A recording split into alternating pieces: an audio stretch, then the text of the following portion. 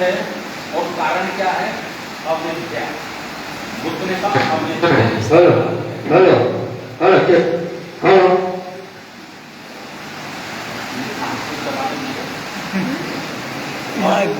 कारण लोग दुखी। ये बात तो मेरे कहने के पीछे जो मेरा मतलब है, मकसद है, वो ये है कि जिस भाषा में देश के लोग बात को समझ सकते हैं, हमें उसी भाषा का इस्तेमाल करना होगा। या हमारे धर्म में वो जिस भाषा का इस्तेमाल करते हैं, जिस शब्दों का इस्तेमाल करते हैं, सही है लोग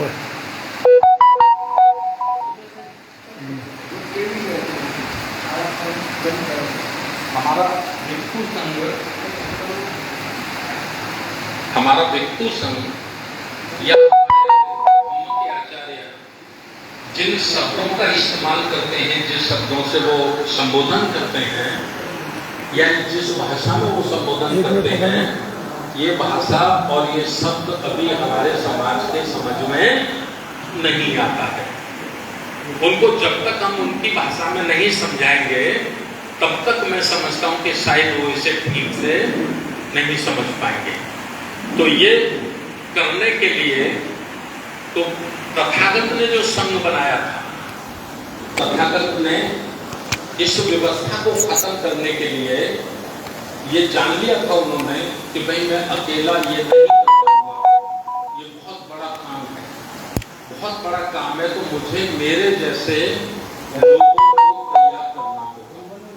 तो उन्होंने आज से 2500 वर्ष पहले भिक्षु संघ बनाया और भिक्षु संघ के कुछ नियम बनाए, और जिन्होंने ब्राह्मण संस्कृति लीड लाने थे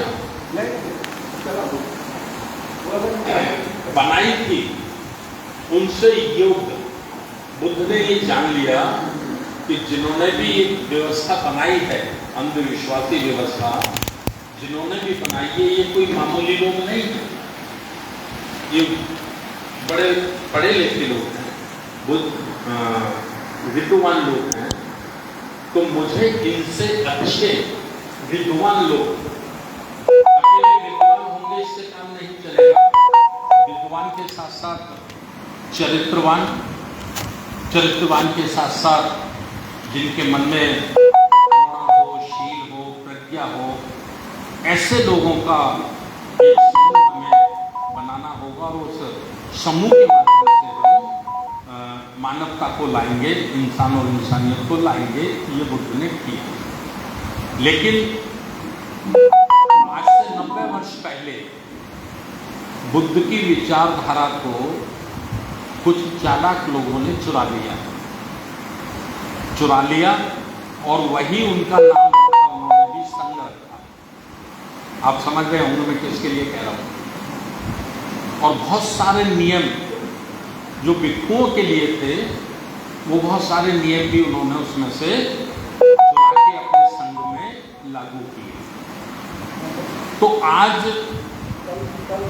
2022 में आज हम जब देखते हैं तो हम दो संस्कृतियों के बीच में बटे हुए हैं।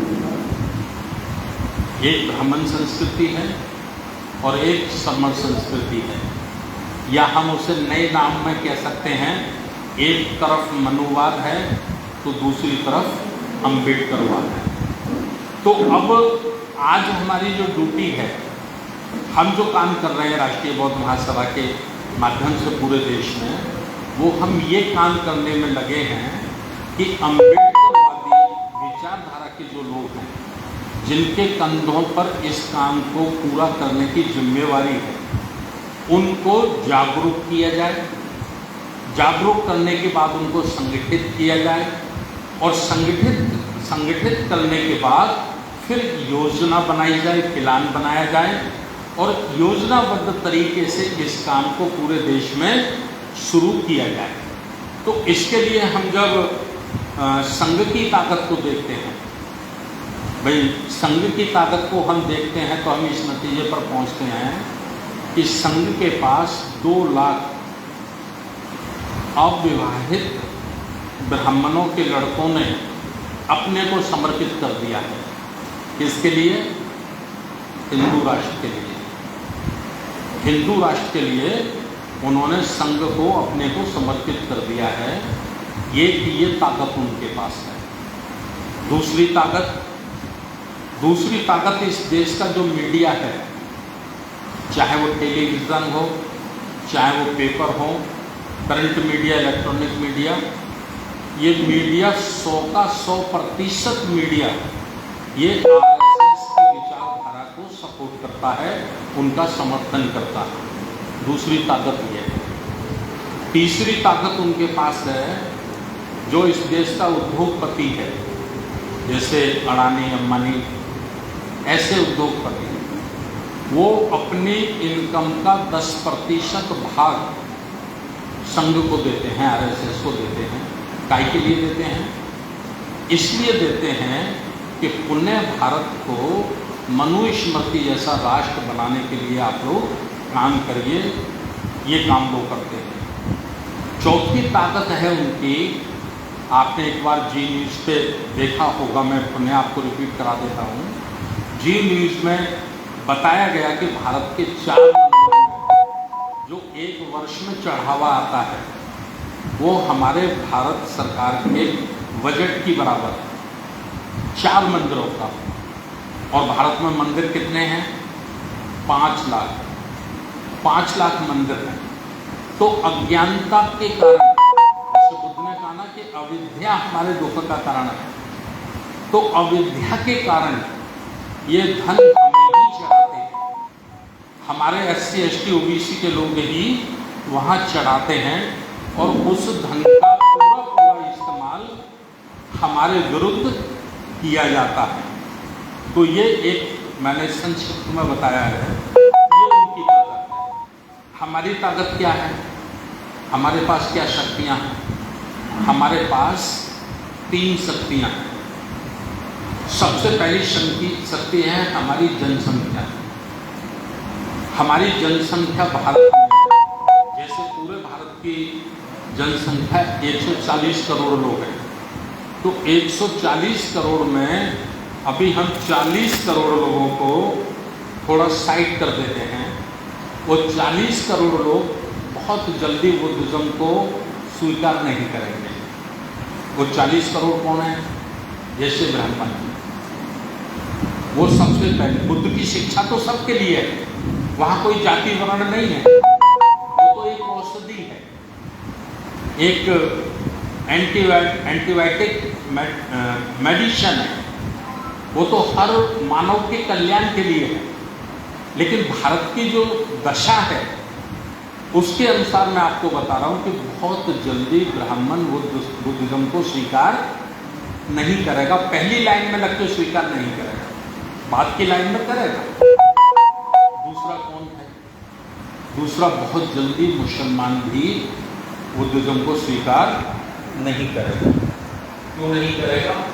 क्योंकि जितना अंधविश्वास में ब्राह्मण डूबा है, मैं समझता हूँ उससे ज्यादा अंधविश्वास में मुसलमान।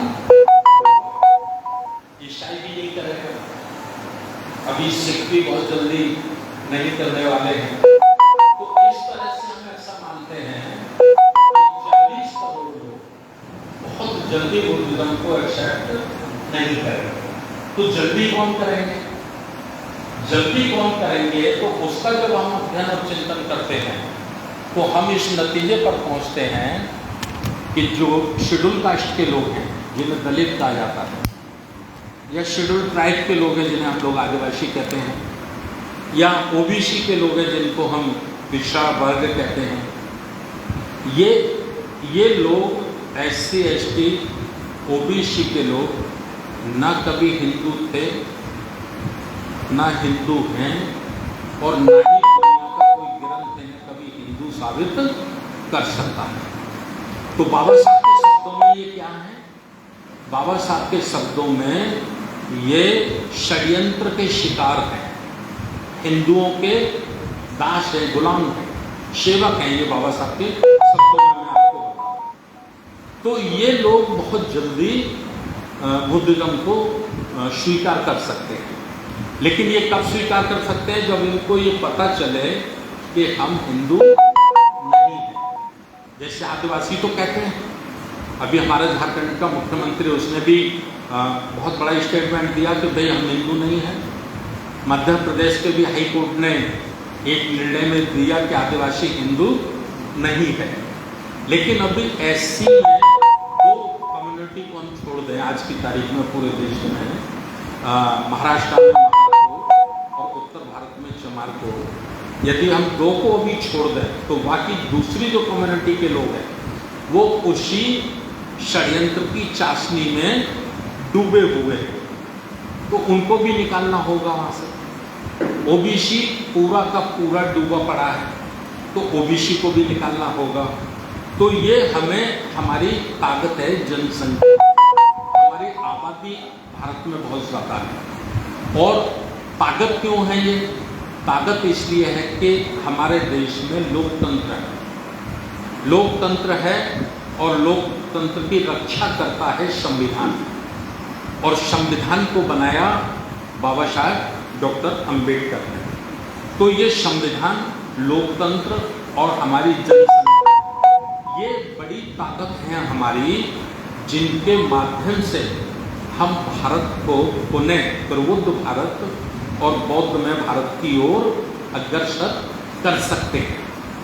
मैं इसलिए बता रहा हूँ कि मैंने ये बताया कि उनके पास क्या ताकत है और हमारे पास क्या ताकत है। तो इसको करने के लिए बाबा साहब डॉक्टर अंबेडकर को जब संविधान बनाने का मौका मिला तो बाबा साहब डॉक्टर अंबेडकर ने संविधान में पूरा बुद्धिज्म ला दिया, पूरा बुद्धिज्म बाबा साहब उसमें ले आए। महापुरुषों की जो भी विचारधारा थी, 150 के लगभग हमारे गुरु संत जन्मे हैं जिन्होंने सामाजिक परिवर्तन के लिए काम किया है।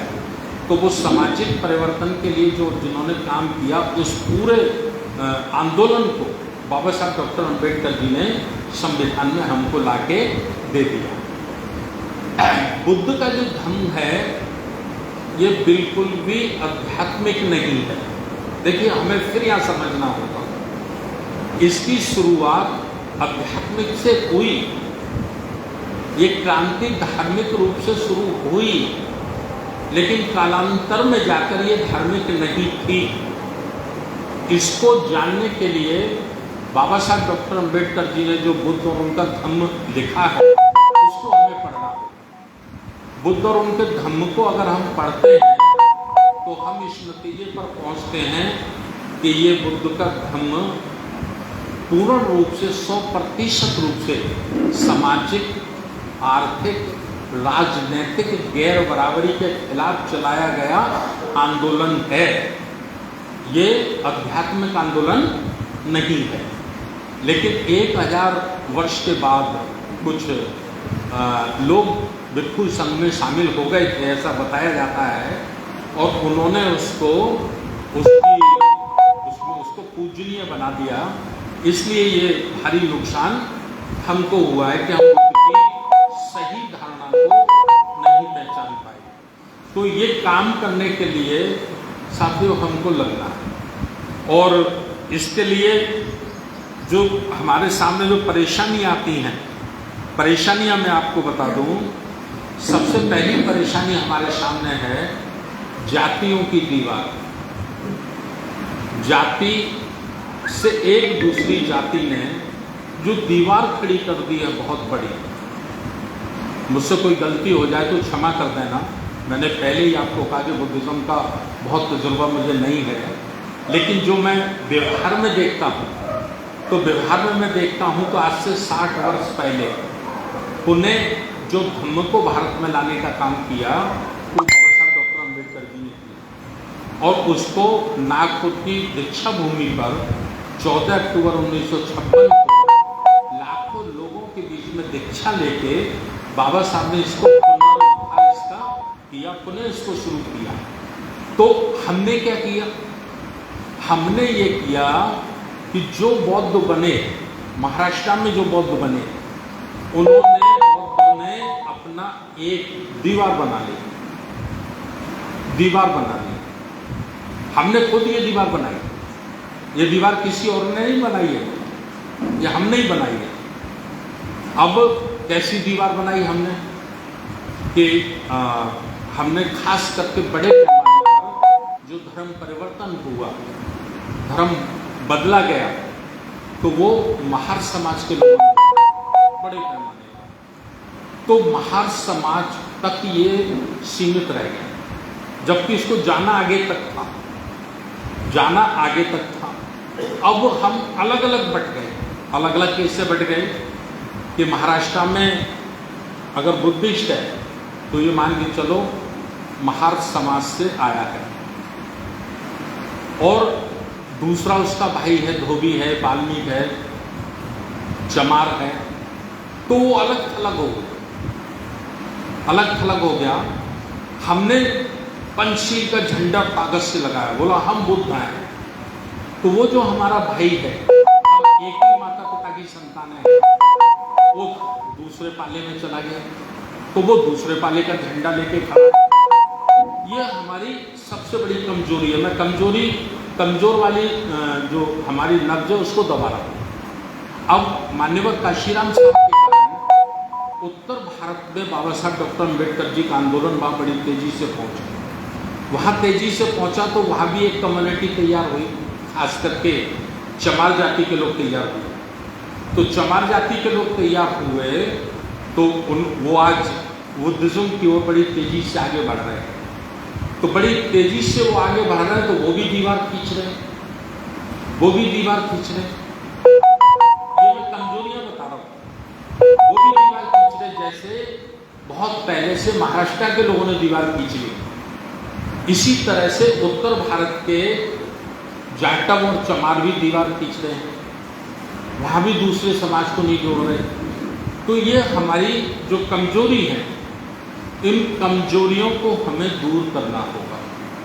इसे दूर करने के लिए कोई दूसरा नहीं आएगा। जिसने जातियां बनाई हैं और जातियां बनाकर जो हमें जातियों में उलझाए रखना चाहता है, वो तो बड़ा मस्त है, वो बहुत खुश है। जब देखता है ना हमको जातियों में लड़ते, जातियों में बंधे रहते, जातियों की दीवारों में बंद रहते, तो वो बड़ा खुश होता है।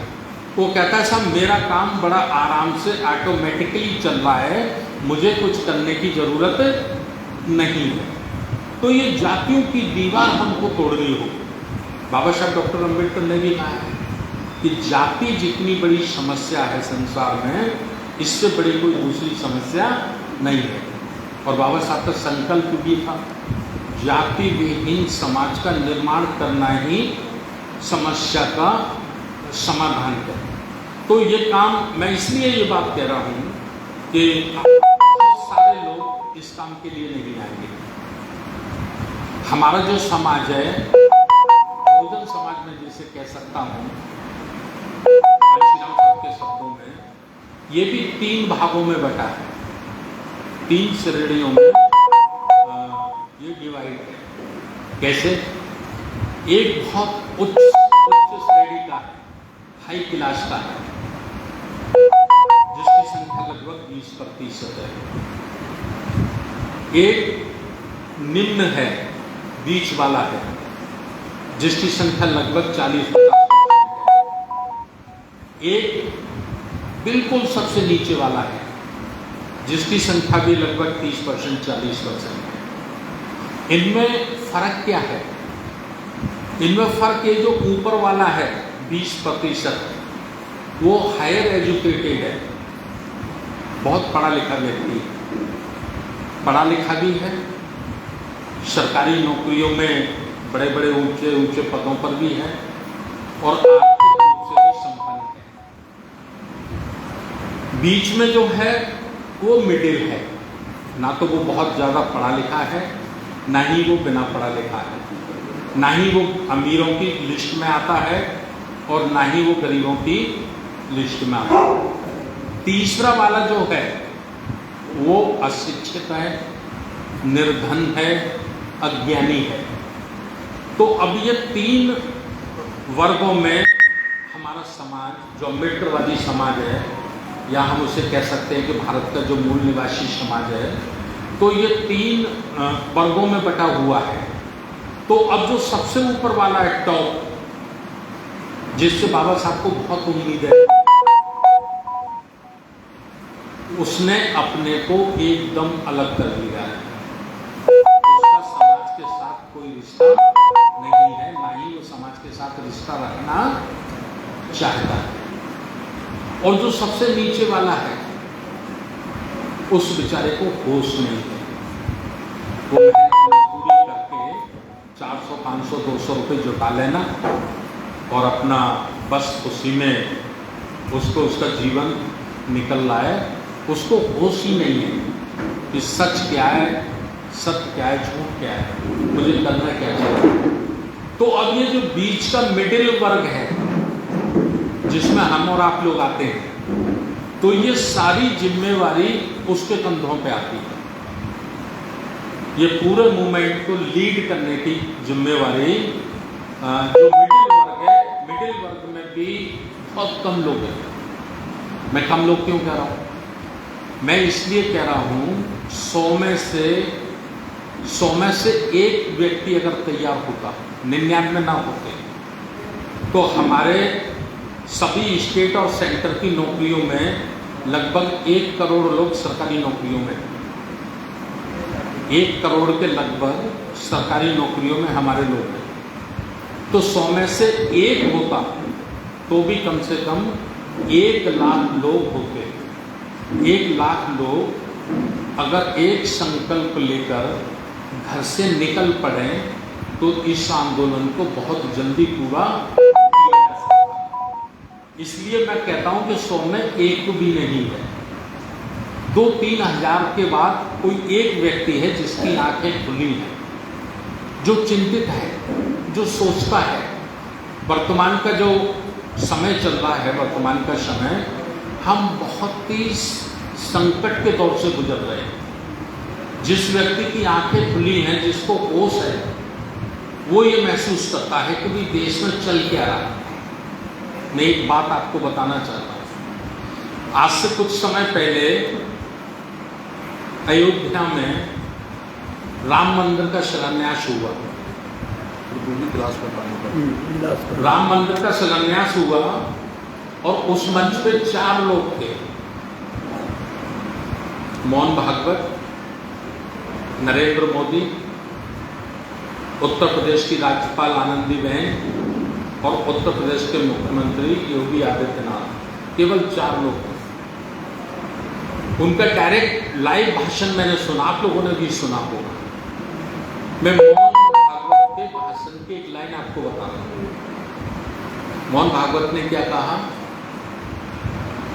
आज राम मंदिर के शिलान्यास नहीं हुआ है, आज राम मंदिर का शिलान्यास नहीं हुआ है, आज हिंदू राष्ट्र की नींव रखी गई है। समझ रहे हैं? मतलब क्या है इसका? भाई, इसको दूसरे लोग समझे या ना समझे, लेकिन मैं ऐसा समझता हूं कि बाबा साहब डॉक्टर अंबेडकर की औलादों की जिम्मेदारी बनती है कि उनको इसे समझना चाहिए, इस भाषण को समझना चाहिए। और कैसे समझना चाहिए? वो कह रहे हैं कि आज हिंदू राष्ट्र की नींव रखी गई है। और बाबा साहब क्या कहते हैं? बाबा साहब कहते हैं अपना सब कुछ मिटाकर भी, क्या कहते हैं अपने लोगों को? अपना सब कुछ मिटाकर भी कभी इस देश को हिंदू राष्ट्र मत बनने देना। हमारे लिए इससे बुरा और कुछ नहीं हो सकता। बात समझ रहे हैं आप लोग मेरे? तो लड़ाई बहुत क्लियर है, बहुत क्लियर लड़ाई है। हम बड़े गौरवान्वित होते हैं, बड़े गर्व से कहते हैं हमारा संविधान, हमारा संविधान हमारे बाबा साहब डॉक्टर अंबेडकर ने बनाया, कहते हैं कि नहीं? लेकिन वो संविधान की जो ताकत है, संविधान की जो संवैधानिक पावर है, वो किसके पोजीशन में है, किसके हाथ में है? संवैधानिक कुर्सियां किसके हाथ में हैं? उन्हीं लोगों के हाथों में है जिनको ये संविधान पसंद नहीं है, जो इस संविधान को नहीं चाहते हैं। और जो संविधान को चाहने वाले लोग हैं, जिनको ये संविधान पसंद है, वो संविधान के पास भी पहुंचने की ताकत नहीं रखते हैं। ये मैं बड़ी गहरी बातें आपको बता रहा हूं। संविधान को समझने के लिए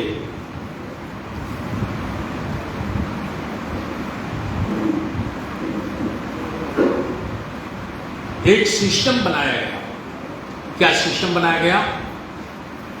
देश को लोकतांत्रिक बनाया गया, डेमोक्रेटिक सिस्टम।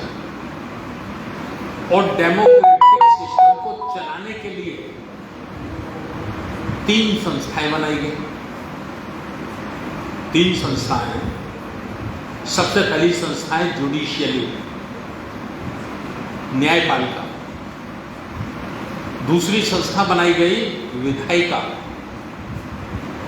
जो जनता के वोट के द्वारा चुनकर जाएंगे, वो चुने हुए लोग विधायिका कहलाएंगे। तीसरी व्यवस्था बनाई गई कार्यपालिका, काम करने वाले लोग, एडमिनिस्ट्रेशन, जिसे हम कह सकते हैं IAS IPS या अधिकारी वर्ग। चौथा स्तंभ बताया गया मीडिया। मीडिया संवैधानिक नहीं है, उसको बता दिया गया।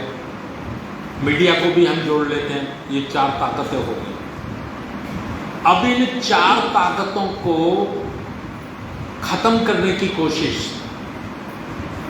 पिछले 50 वर्षों से चल रही है। कैसे चल रही है? ये बहुत दिमाग लगा के समझने वाली बातें जो मैं आपके बीच में रखता हूं, जिसको हम ब्राह्मण व्यवस्था कहते हैं, ब्राह्मण संस्कृति कहते हैं, उसको लोकतंत्र सूट नहीं करता, उसको लोकतंत्र पसंद नहीं है। तो उसको क्या पसंद है? उसको राजतंत्र पसंद है। एक कोई राजा बनाओ, नशेड़ी बंगेड़ी सा, उसकी आड़ लेकर पूरा रूल अपने हाथ में होना चाहिए। लोकतंत्र में राजा बनाने का पावर जनता को आ जाता है, पब्लिक को आ जाता है, तो वो उनको पसंद नहीं है। तो इसके लिए सिस्टम बनाए गए, जो मैंने सिस्टम आपको बताया। हमारी संवैधानिक संस्थाएं हो गई, एक हमारी मीडिया हो गई। तो इस लोकतंत्र से लोगों का विश्वास कैसे खत्म हो, ये काम पिछले 50 वर्षों से शुरू हो गया है। हमको इसका होश हो या ना हो, कैसे हो गया है? जब किसी प्रजा का, किसी जनता का किसी से विश्वास तोड़ना है, तो उसके लिए क्या करना होगा? उसके लिए हमें उस सिस्टम को करेक्ट करना होगा। उस सिस्टम को क्या करना होगा? भ्रष्ट करना होगा। तो आज आप देख रहे होंगे, मैं पूछूं सवाल करके, क्या हमारी जो कार्यपालिका है वो ईमानदार है? मुझे लगता है उत्तर होगा नहीं। भ्रष्ट है, बिना पैसे के कुछ हो सकता नहीं, हो सकता ना। अच्छा, हमारी जो विधायिका है, जो हमारी लीडरशिप है, हमारी नहीं पूरे देश की लीडरशिप, क्या वो ईमानदार है? सवाल होगा नहीं। जुडिशियरी का मैं कहना नहीं चाहता, क्योंकि संविधान हमें जुडिशियरी पे बोलने की परमिशन नहीं देता है।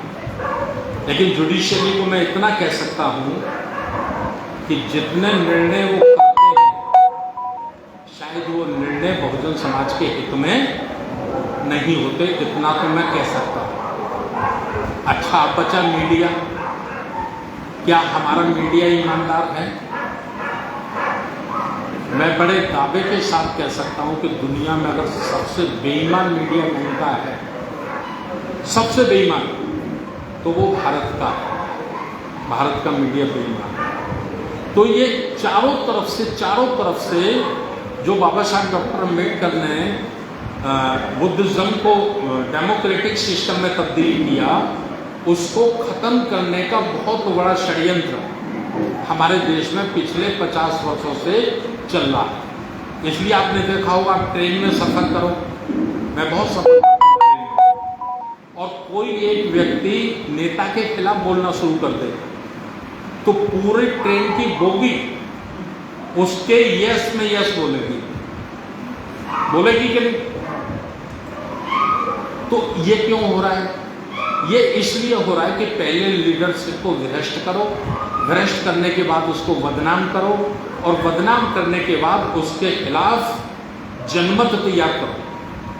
जब जनमत तैयार हो जाएगा तो हम बड़ी आसानी से फिर मिलिट्री शासन लगाने में सफल हो जाएंगे, यानी लोकतंत्र को खत्म करके हम राजतंत्र कायम करने में सफल हो जाएंगे। तो ये सबको हमको समझना है, और इसमें सारे लोग आ गए। हमारे राष्ट्रीय आचार्य जी इंजीनियर किशोर बौद्ध साहब कैडर में बताते हैं कि भाई इस बीमारी का वो भी बड़ा शिकार है जो बाबा साहब की बात करता है, जो बाबा साहब की कस्में खाता है, जो बाबा साहब का संकल्प लेता है, जो सीने पे लगा के रखता है कि मैं अम्बेडकरवादी हूँ। इस करप्शन सिस्टम में वो भी उतना ही गुनहगार है जितना दूसरा गुनहगार है। तो वो जो बीमारी, जो वायरस चला है, वो वायरस सबको अपनी लपेट में लिए हुए है। तो इसलिए हम लोगों को सबसे काम जो बड़ा करना है, जो आज से 2500 वर्ष पहले बुद्ध ने किया था, उसके बाद फिर अशोक सम्राट ने उसको समूचे जम्मू द्वीप में लाया, उसके बाद फिर हमारे संत गुरुओं ने, संत रविदास ने, संत कबीर ने, फूले ने, साहू ने, और बाबा साहब को जब मौका मिला तो उन्होंने इसको संपूर्ण भारत में कानूनी रूप देकर संविधान में समावेश करने का काम हमको किया। तो इसको बचाने के लिए हमें आज काम करने की बड़े पैमाने की जरूरत है। और वो कैसे कर सकते हैं?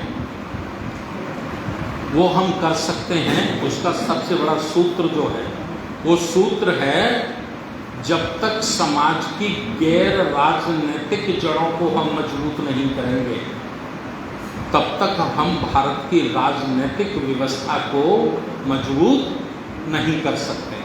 और ये शब्द मेरे नहीं है, ये शब्द बाबा साहब के हैं, ये शब्द मान्यवर कांशीराम साहब के हैं।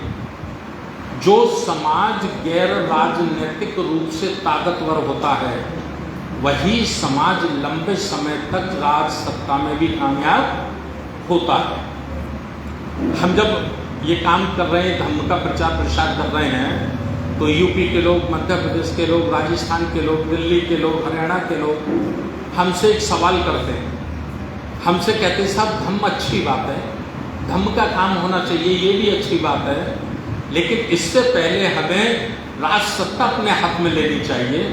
अगर राज सत्ता हमारे हाथ में होगी तो हम बहुत जल्दी से इस काम को कर लेंगे। मैं कहता हूँ ठीक है, मैं कोई इनकार नहीं करता इस बात से, ये बात ठीक है, लेकिन राज सत्ता हमारे हाथ में होगी कैसे? होने का उपाय क्या है, मंत्र क्या है, ये तो बताओ जरा। तो सीधे सीधे नहीं आ सकती। उसके लिए हम आज फिर एग्जाम्पल, एक उदाहरण के लिए कह सकते हैं कि आरएसएस के किसी व्यक्ति से आप राजनीति की बात करिए तो वो आपके साथ राजनीति की बात नहीं करेगा। वो कहेगा देखिए साहब, हम राजनीति से हमारा कोई लेना देना नहीं है, हमारा राजनीति से कोई मतलब नहीं है, हम तो हिंदुज़म की बात करते हैं, हम तो अपने धर्म को बचाने की बात करते हैं, हम तो धर्म के लिए काम करते हैं। यही बोलेगा ना कोई भी, छोटे से लेके बड़ा तक। लेकिन रियल देखो, रियल क्या है, सच्चाई क्या है? सच्चाई मैं कह रहा हूं, आज आरएसएस से बड़ा कोई राजनीतिक नहीं है। सच्चाई ये, सच्चाई है कि नहीं? 2014 में बीजेपी के कैंडिडेट पीएम कैंडिडेट कौन थे? लाल कृष्ण आडवाणी। लाल कृष्ण आडवाणी, जब उनको पत्रकारों ने ये कहा कि कुछ सूत्रों के हवाले से खबर मिल रही है कि बीजेपी के पीएम कैंडिडेट नरेंद्र मोदी हो सकते हैं। तो आपने देखा होगा मीडिया में, उनको बहुत गुस्सा है। बोले नहीं, मोदी कैसे हो सकता है, मोदी तो मेरा शिष्य है, मैं हूं। उनको बुलाया गया आपके नागपुर लाल कृष्ण वाणी। जब नागपुर हेडक्वार्टर में वो अंदर जा रहे थे, तब मीडिया ने उनको पूछा, उन्होंने कहा नहीं, पीएम कैंडिडेट मैं, अडवाणी, और कोई कैसे हो सकता है। और जब वो अंदर गए, 1 घंटे बाद निकले, और बाहर निकल के जब मीडिया ने पूछा कि अडवाणी साहब, बीजेपी का प्राइम मिनिस्टर का कैंडिडेट कौन होगा, तो बोले नरेंद्र मोदी। नरेंद्र मोदी के नेतृत्व में चुनाव लड़ा जाएगा। तो ये इतना बदलाव कैसे हो गया 1 घंटे के अंदर? मैं बता रहा हूं, ये मेरे मन की सोचे जो मैं बता रहा हूं आपको। मोहन भागवत ने उनको बुलाया और उन्होंने कहा, देखो आप बहुत सीनियर हैं, अपनी इज्जत को संभाल के रखो, आपको हम कैंडिडेट नहीं बना रहे पीएम का। उसने कहा होगा क्यों नहीं बना रहे? तो उन्होंने कहा कि नरेंद्र मोदी से ज़्यादा अच्छा झूठ आप नहीं बोल सकते। नरेंद्र मोदी से अच्छा झूठ बोलने में एक्सपर्ट आप नहीं हैं, वो ज़्यादा एक्सपर्ट है। आप भी हैं लेकिन बहुत कम है उसके तुलना में। तो बन गए। तो धीरे धीरे करके हमारी जो संस्कृति संविधान में है उसको डिस्टर्ब किया जा रहा है। अभी आपने देखा होगा, हमारा जो राष्ट्रीय चिन्ह है अशोक स्तंभ, जो हमारा झंडे में है, करेंसी में है, मोहर में है, हर जगह है, वो क्या है? शेर है, ठीक। लेकिन उसकी जो मुद्रा है वो शांति, समता, समानता का प्रतीक है कि नहीं? अब ये जो नया बना रहे हैं पार्लियामेंट के ऊपर, उसमें क्या है शेरी है, अशोक स्तंभ भी। बहुत बड़ा चेंज नहीं किया उन्होंने उसमें, बस ये चेंज कर दिया है कि उसका जो स्वभाव बनाया है, तो जो रियल है वो अहिंसक है, शांति का प्रतीक है। और अब जो बनाया है वो हिंसक है, वो अशांति का प्रतीक है। गलत बोल रहा हूं मैं? आप 4000 वर्ष पुराना इतिहास उठाकर देखिए। ब्राह्मणवादी व्यवस्था के लोगों ने कभी सीधा संघर्ष नहीं किया है। वो इतिहास अपना नहीं बनाते, दूसरे के इतिहास को तोड़ मरोड़ कर अपनी स्टैंप लगाते हैं, अपनी मोहर लगाते हैं। ये चालाकी वो लोग करते हैं। उसी चालाकी से धीरे धीरे ये काम साथियों चल रहा है। एक दो बात और मैं आपके बीच में करूंगा, फिर अपनी बात खत्म करूंगा। मुगलों ने 800 वर्ष शासन किया भारत में, ऐसा कहा है। प्रश्न मेरा यह है कि जब मुगलों का शासन था तो क्या ब्राह्मण संस्कृति कमजोर हुई, खत्म हुई? उत्तर होगा नहीं। ठीक, 150 वर्ष करीब अंग्रेजों ने शासन किया। अंग्रेजों ने जब शासन किया, ब्राह्मणों का शासन नहीं था, अंग्रेजों का शासन। क्या ब्राह्मण संस्कृति कमजोर हुई, खत्म हुई? नहीं हुई ना। ठीक, अभी पिछले 73 वर्षों से बाबा साहब डॉक्टर अंबेडकर का संविधान लागू है, और उस संविधान ने तमाम प्राचीन काल की सारी व्यवस्थाएं खत्म कर दी। संविधान की धारा 13 ने सब समाप्त कर दिया, खत्म। संविधान की धारा 17 ने सबको समान रूप से बराबर कर दिया ना। अच्छा ये बताओ, क्या प्रैक्टिकल में ऐसा हुआ है? प्रैक्टिकल में, व्यवहार में ऐसा हुआ है? क्यों नहीं हुआ? ये प्रश्न हमारे सामने खड़ा होता है। भाई 800 वर्षों मुगलों की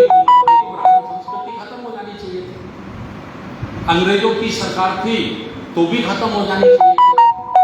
चलिए, बाबा साहब ने तो कानूनन रूप से, संवैधानिक रूप से उस व्यवस्था को खत्म कर दिया, लेकिन उसके बाद भी खत्म नहीं हुई, क्योंकि वह संस्कृति उनके समाज में, उनके विलेज में है, उनके संस्कारों में है। इसलिए दिन दोगुनी रात चौगुनी वो संस्कृति बढ़ रही है।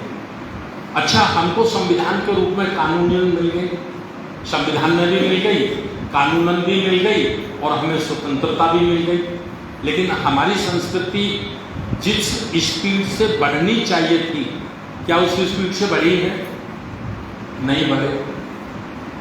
वजह, इस पॉइंट पे मैं दूसरे को, विरोधी को कसूरवार नहीं मानता।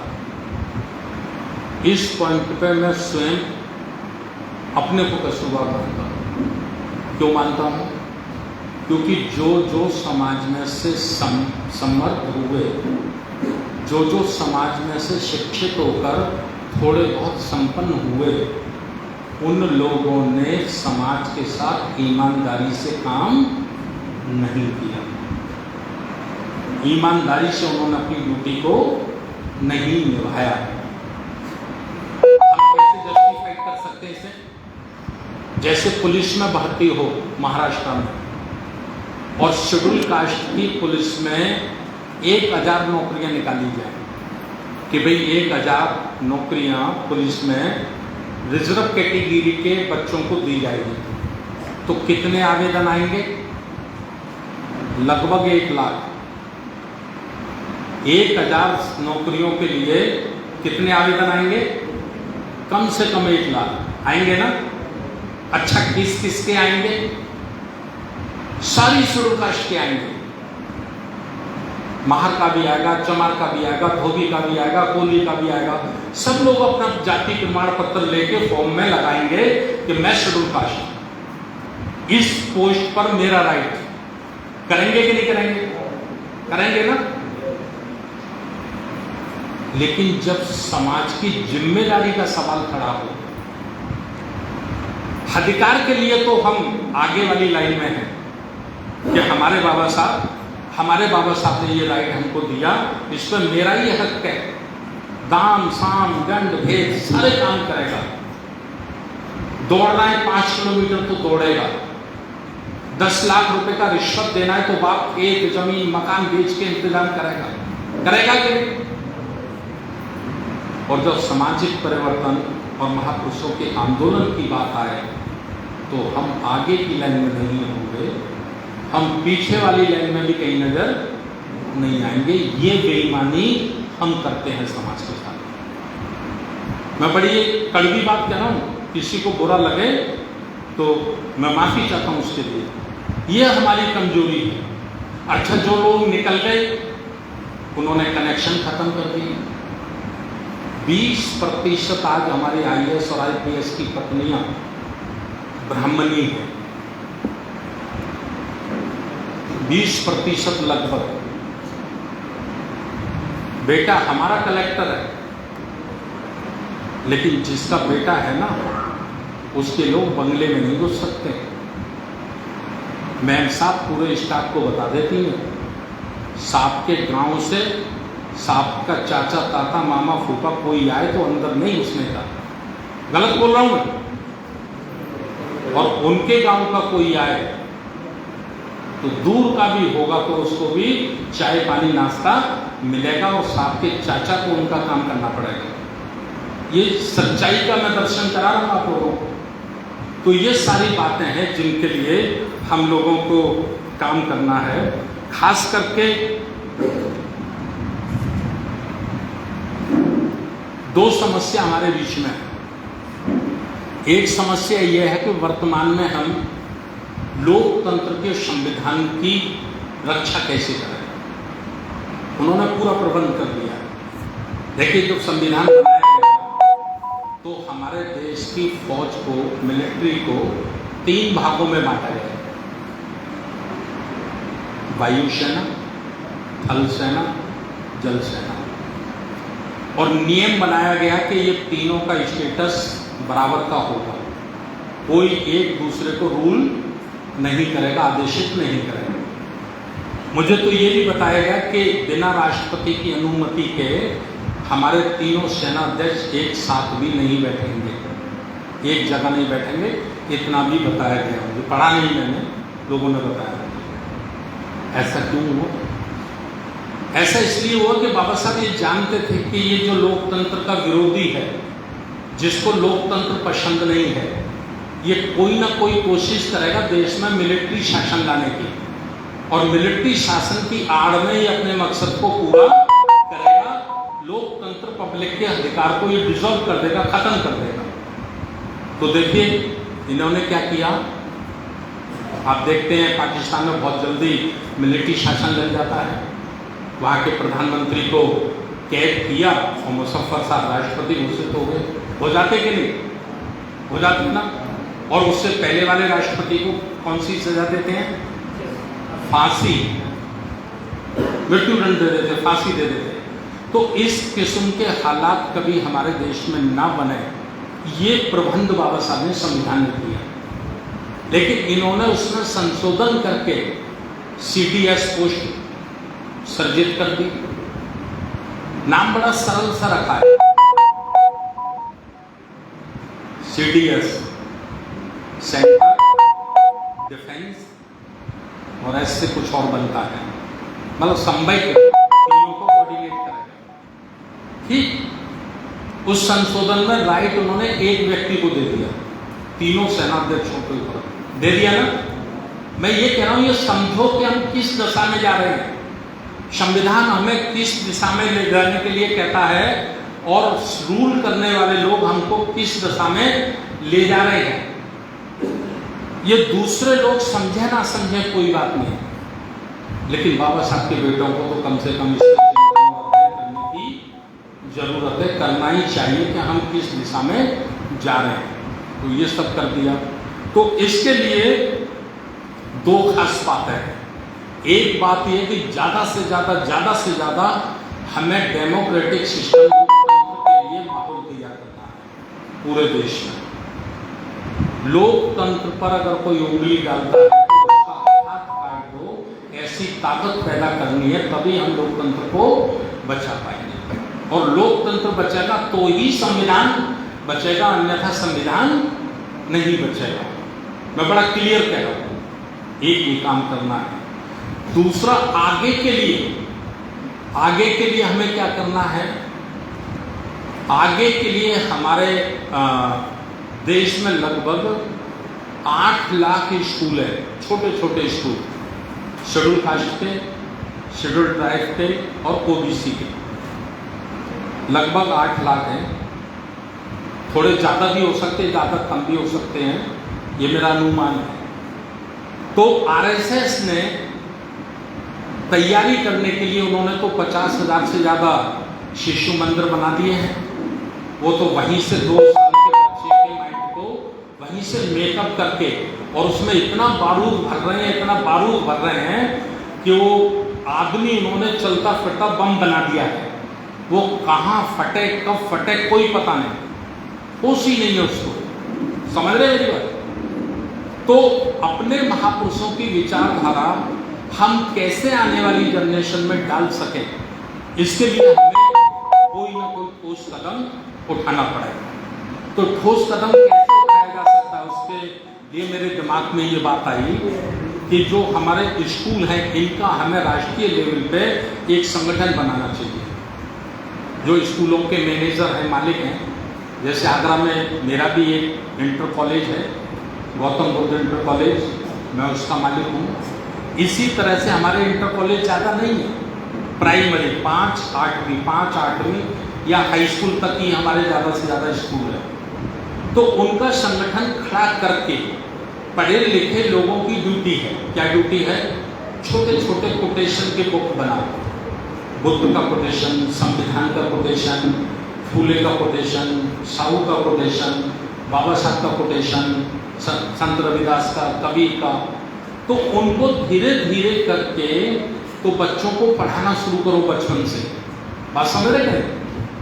ये जो माइंड है, इसमें जो पहली बार लिख जाता है वो जीवन के अंतिम समय तक कभी मिटाया नहीं जा सकता। तो धीरे धीरे करके उनमें हम ये कर सकते हैं कि भाई आपको पढ़ाना तो वो पढ़ेगा जो सिलेबस गवर्नमेंट ने तैयार किया है, क्योंकि बच्चों को एग्जाम पास करना है तो गवर्नमेंट जो सिलेबस तैयार कर रही है उसी पे उसका इम्तिहान में पेपर में आएगा। लेकिन सप्ताह में 1-2 घंटे भी अगर हमारे स्कूल के प्रबंधन के लोग उनकी क्लास लेते रहेंगे और 2-2 बातें, 1-1 बातें भी बताते रहेंगे, तो कम से कम बचपन से हमारे आने वाली जो जनरेशन होगी उसका माइंड मेकअप हो जाएगा कि नहीं होगा। तो इस तरह से हमें प्रयास करने चाहिए, ऐसा मैं सोचता हूँ। दूसरा, सबसे बड़ी ब्राह्मण व्यवस्था की जो ताकत है वो है ओबीसी, क्योंकि ओबीसी की संख्या 52% है। तो 52% संख्या वाला समाज उनके पूरे शिकंजे में है। SC/ST के तो उनकी व्यवस्था के विरोध में आवाज उठाते हैं, आवाज बुलंद भी करते हैं, जरूरत पड़ती है तो सड़कों पे भी निकलते हैं। और 2 अप्रैल 2018 इसका एक बहुत बड़ा रिजल्ट भी हमारे देश में है कि जब सुप्रीम कोर्ट ने SC/ST एक्ट को कमजोर किया तो कोई नेता नहीं था, कोई बैनर नहीं था, कोई झंडा नहीं था, केवल सोशल मीडिया की पब्लिसिटी थी। और सोशल मीडिया की पब्लिसिटी में लाखों युवा, दलित समाज के अम्बेडकर बाबा साहब को मानने वाले लाखों युवा सड़कों पर थे और उनकी पावर से इसी सरकार को विशेष अधिवेशन बुलाकर सुप्रीम कोर्ट के आदेश को खारिज करना पड़ा। किया था कि नहीं? किया था ना। तो इसलिए उसको हमें तैयार करने के लिए मेहनत कर ही रहे हैं, लेकिन सबसे ज्यादा जो मेहनत करनी है वो हमको ओबीसी के बीच में करनी है। ओबीसी, अब ओबीसी के बीच में करनी है तो प्रश्न हमारे सामने ये खड़ा होता है कि भाई जो चालाक आदमी है वो तो उनको राम का नाम दे रहा है, कृष्ण का नाम दे रहा है, और हम उनको कहें भी आप राम को मत मानो, कृष्ण को मत मानो, तो आप सोचिए क्या वो हमारी बात मानेंगे? सच्चाई है वो हमारी बात नहीं मानेंगे। धर्म की बात आएगी तो सबसे पहले वो उन्हीं के साथ खड़े हैं, वो हमारे साथ नहीं खड़े हैं। तो फिर उनको उनके चंगुल से कैसे निकाला जाए, ये बड़ी समस्या। इस समस्या पे काम किया था मान्यवर काशीराम साहब ने। मान्यवर काशीराम साहब ने बड़ा काम किया था ओबीसी को उनके चंगुल से निकालने के लिए। तो वो कैसे किया था उन्होंने उस समय सरकारी कर्मचारियों के माध्यम से एक डाटा तैयार कराया सुप्रीम कोर्ट में कितने जज और किस किस समाज के कितने हैं, ठीक। सेंट्रल गवर्नमेंट में कितने आईएएस और कितने आईएएस सेक्रेटरी हैं, किस किस समाज के हैं। हाई कोर्ट में कितने जज किस किस समाज के हैं। A1 क्लास में कितने ऑफिसर किस किस समाज के हैं। देश में कितनी यूनिवर्सिटी हैं, उनमें कितने प्रोफेसर हैं, किस किस समाज के हैं। तो आता था भाई 100 प्रोफेसर, SC के 12, ST के 3, OBC के 0। अधिकांश उनका 0 आता था। तो कांशीराम साहब ने कुछ लोगों को तैयार किया था ओबीसी में से, पूरा समाज नहीं तैयार किया था उन्होंने, कुछ लीडर तैयार किए थे। जैसे मैं उत्तर प्रदेश का बता दूं, अमरनाथ यादव को तैयार किया, काशीनाथ यादव को तैयार किया, मध्य प्रदेश में सुखलाल कुशवाहा को तैयार किया, भीम सिंह पटेल को तैयार किया। ऐसे कुछ गिने चुने लोग तैयार किए, कैडर के माध्यम से उनका ब्रेन वॉश किया और ब्रेन वॉश करके उनको वो सामग्री दी कि जाओ अपनी समाज को बताओ, और नारा दिया जिसकी जितनी संख्या भारी उसकी उतनी भागीदारी, ठीक। उसी बीच उन्होंने मंडल आयोग को भी लेके आ गए। वो मंडल आयोग लागू करो वरना कुर्सी खाली करो। तो धीरे धीरे करके ओबीसी में चेतना पैदा हुई और बाबा साहब को समझने की जिज्ञासा भी उनके अंदर पैदा हुई। पहले वो बाबा साहब को पास भी नहीं आने देते थे, बाबा साहब के नाम से ही उनको नफरत हुआ करती थी। लेकिन फिर उन्होंने कहा नहीं, बाबा साहब को पढ़ो, बाबा साहब ने तो हमारे लिए बहुत काम किया है। संविधान का धारा 340 का बताते थे कि जब साइमन कमीशन के मौके पे ओबीसी बाबा साहब का साथ नहीं दिए तो बाबा साहब को संविधान बनाने का मौका मिला, तो भी बाबा साहब ने आपके लिए उसमें व्यवस्था की। समझ रहे कि नहीं मेरी बात? तो ओबीसी को निकाला। तो मैं समझता हूँ इसी तरह से हमें एक गैर राजनीतिक, गैर धार्मिक, अंबेडकर विचारधारा के कंट्रोल वाले लोगों का, जिस पर कंट्रोल पूरी तरह से अंबेडकर विचारधारा के लोगों का होगा, तो उसका संगठन खड़ा करना होगा और उसमें से कुछ लोग तैयार करने होंगे ओबीसी में से, और उनको आगे करके एक्टर उनको बनाना होगा। जैसे फिल्म बनती है तो उसको 3 लोग बनाते हैं। 3 कौन बनाते हैं? एक प्रोड्यूसर होता है, प्रोड्यूसर जो पैसा लगाता है, एक डायरेक्टर होता है जो दिमाग लगाता है, और एक एक्टर होता है जिसको पर्दे पे सारे लोग देखते हैं। जैसे मैं अभी वर्तमान में कह दूं तो प्रोड्यूसर कौन है? अडानी अंबानी, वो पैसा लगाते हैं। डायरेक्टर कौन है? आरएसएस। एक्टर कौन है? नरेंद्र मोदी। बड़ी एक्टिंग कर सकते हैं? नहीं करते हैं ना। मतलब निष्पक्ष भाव से देखिए, ऐसा मन देखिए मैं किसी पार्टी की बुराई कर रहा हूं, मैं किसी पार्टी की आलोचना नहीं कर रहा हूं, ना ही किसी पार्टी का समर्थन कर रहा हूं। सच्चाई क्या है? तो इस तरह से बाबा साहब डॉक्टर अंबेडकर के मानने वाले जो क्रिमिनल लोग हैं, जो सामर्थ्यवान लोग हैं, उनका एक समूह हमको तैयार करना होगा, जो दिमाग लगाएंगे, पैसा लगाएंगे और अपनी बिगड़ी हुई बात को बनाने के लिए वो लोगों को तैयार करेंगे। मुझे लगता है ऐसा हमको करना चाहिए।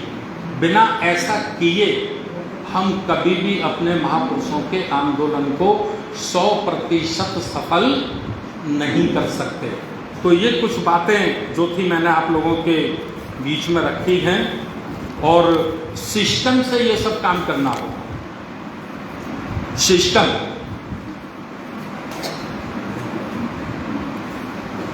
मैं बार बार आपके बीच में आरएसएस को कोट कर रहा हूं, एक कंपैरिजन में कर रहा हूं। बार बार आरएसएस में जितने लोग काम करते हैं और जितना काम करते हैं, हमारे लोग उनसे ज्यादा काम करते हैं। मैं ये बड़े विश्वास के साथ आपसे कह रहा हूं, आरएसएस में जितने लोग काम करते हैं और जितना काम करते हैं, हमारे लोग उससे ज्यादा काम करते हैं। लेकिन उनकी ताकत इतनी बड़ी है कि गांव के सरपंच से लेकर राष्ट्रपति भवन तक उनके कब्जे में है, और हमारी ताकत बहुत छोटी भी नहीं बनके तैयार हुई है। इसका क्या कारण है? ये वजह क्या है? इसका वजह है कि हम अलग अलग करते हैं। मैं आगरा में करता हूँ, आप नागपुर में करते हैं, कोई वर्धा में करता है, कोई पूना में करता है, कोई लुधियाना में करता है, कोई दिल्ली में करता है। मतलब एक ही सोच के लोग, एक ही विचारधारा के लोग, एक ही काम करने वाले लोग अलग अलग करते हैं, इसलिए हमारी कोई ताकत बन के तैयार नहीं हो रही है। वो मुट्ठी भर लोग मिलजुल कर पूरे देश में एक सिस्टम से काम करते हैं। सिस्टम से मैं समझाना चाहता हूँ। एक बार मैं शताब्दी में आ रहा था, तो एक किताब उसमें रखी थी। किताब मैंने पढ़ी तो उसमें रतन 8-10 वर्ष पुरानी बात है, रतन टाटा का जीवन परिचय था। रतन टाटा का जीवन परिचय था कि रतन टाटा की 524 कंपनियां हैं, 524 कंपनी रतन टाटा चलाते हैं, और उनकी कोई कंपनी घाटे में नहीं है, सारी कंपनी प्रॉफिट में है। और रतन टाटा का जीवन स्टाइल क्या है? तो जीवन स्टाइल बताया कि सुबह वो 7 बजे उठते हैं, फ्रेश होते हैं, कॉफ़ी पीते हैं और फिर स्विमिंग पूल में चले जाते हैं। 1-1.5 घंटे स्विमिंग करते हैं, 9 साढ़े 9 बजे नहा धो के फ्रेश होके वो अपना ब्रेकफास्ट लेते हैं, 11 बजे ऑफिस चले जाते हैं। 1 बजे तक 1:30 बजे तक काम करते हैं, फिर लंच लेते हैं।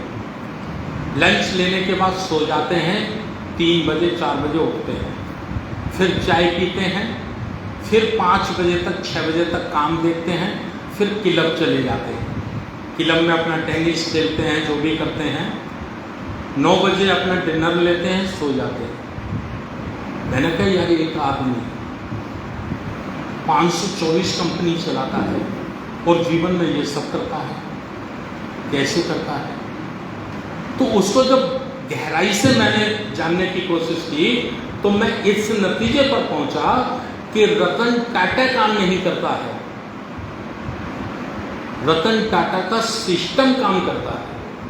वो तो केवल सिस्टम को अपडेट करता है और सिस्टम का सुपरविजन करता है। बात समझ रहे हैं आप लोग मेरी? भाई 524 के 524 उसने मैनेजर बना दिया, 524 कंपनियों पर उसने 50 एजीएम बना दिए, 50 एजीएम के ऊपर उसने 4 जीएम बना दिए, 5 जीएम बना दिए, 5 जीएम के ऊपर एक हेड जीएम बना दिया और हेड जीएम के साथ कोऑर्डिनेट किया। तो 500 उसके 524 मैनेजर शाम को ऑफिस छोड़ने से पहले फाइल अपडेट करते हैं, हमने क्या बेचा और क्या हमारी रिक्वायरमेंट है। उन्होंने उसको अपडेट किया और मेल पे अपने सीनियर को भेज दिया।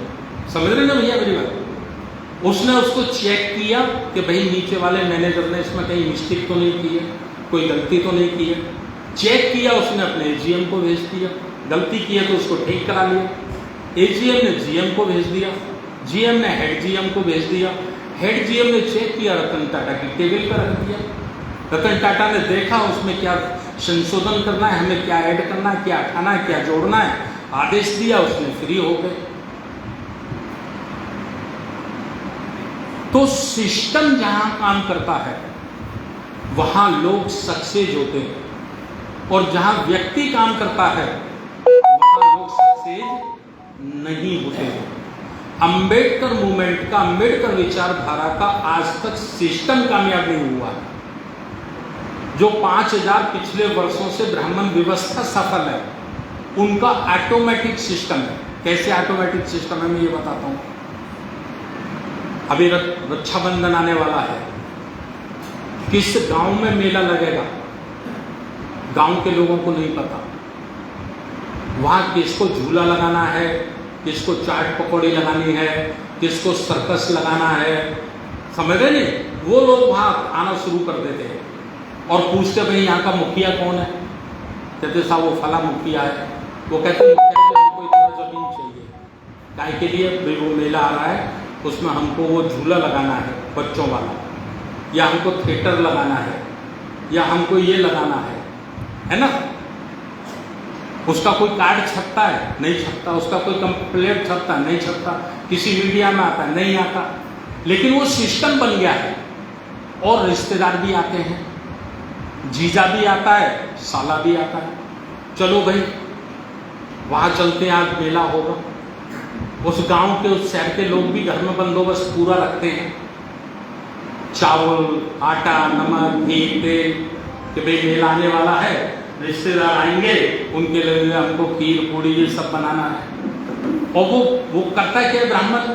केवल सिस्टम को देखता रहता है और एक्सपेरिमेंट करता रहता है बीच बीच में कि हमारा जो अंधविश्वासी सिस्टम है वो कहीं कमजोर तो नहीं पड़ा है। तो 10 वर्षों में, 12 वर्षों में, 5 वर्षों में कभी गणेश जी को दूध पिला देता है, पता चला अमेरिका तक के गणेश दूध पी गए। वो देखता है कि नहीं, मेरी व्यवस्था प्रॉपर मजबूत है, मुझे अभी कोई चिंता की जरूरत नहीं है, ऐसी निकाल देता है। कभी आप देखेंगे बहन घर में पुआ बना रही है और खीर बना रही है, काय के लिए बना रही है? उनके हस्बैंड पूछते हैं भाई ये पुआ और खीर क्यों बन रहे हैं? बोले जी बोलना नहीं, भाई के लिए ले जाना बना के। क्यों ले जाना है? क्योंकि मैंने ऐसा सुना है कि भाई की उम्र बड़ी नन्ही है, कहीं उम्र कमजोर ना पड़ जाए, तो बहन के हाथ का खीर और पूरी उसको खिलानी है। अच्छा बताओ कौन पन्ना लेगा? कोई पति पन्ना लेगा भाई के नाम पे, हाथ जोड़ता है, ये ठीक लगता है करो। जब ये सफल हो जाता है तो चालाक आदमी खुश रहता है कि भाई मेरा सिस्टम पूरी तरह से, बेशक समाज पढ़ लिख गया है, बेशक वो समाज जिसको हमने हजारों वर्ष तक दबा के रखा, दास गुलाम बना के रखा, बेशक कुछ संबद्ध हो गया है, लेकिन अभी हमारे सिस्टम से नहीं निकला है। सिस्टम में हमारे में पूरी तरह से वो कैद है। तो साहब गलत कह रहा हूँ, तो वो खुश रहता है। जहाँ कमजोरी पड़ती है वहाँ उसको अपडेट कर देता है। अपडेट कैसे करता है ये बता दूँ। जो होली जलाई जाती है तो पहले क्या होता था कि वहाँ के लोग ही होली रखते थे। मैं आगरा की बात बता रहा हूँ, किसी का पेड़ काट के ले आए, किसी का कुछ ले आए, कुछ लकड़ियाँ ले आए। अब ये बाबा साहब की विचारधारा जितनी जितनी आगे बढ़ती गई है तो लोगों में कुछ बुद्धि का विकास हुआ है।